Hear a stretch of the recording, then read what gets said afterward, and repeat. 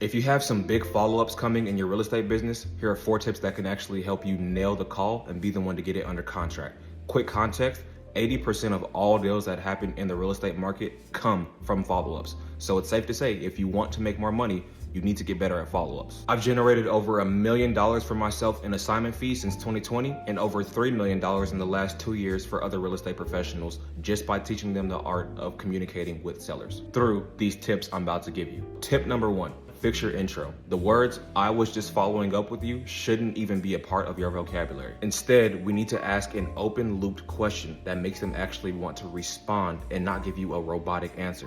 How do you do that? "Hey, Mr. Seller, I was just about to leave the office and I thought about you.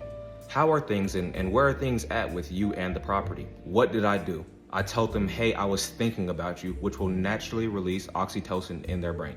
Number 2, I said, "How are things and where are things at with you and the property?" I'm not only asking about the house because guess what? If they're not in the right mental state, how do you think they're gonna sell the house to you?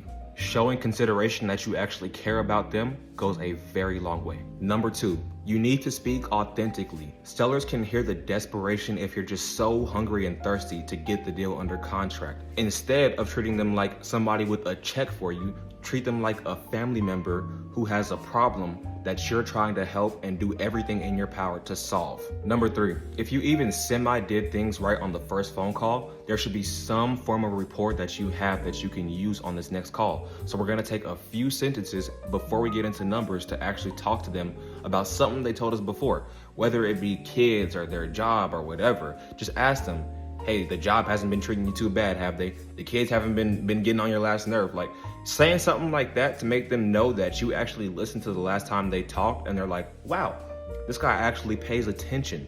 That's huge. Number 4, cut the follow-up times in half. Anything over 2 weeks, you're gonna cut that time in half and call them back in a week. Anything over a month, you're gonna call them back every 2 weeks.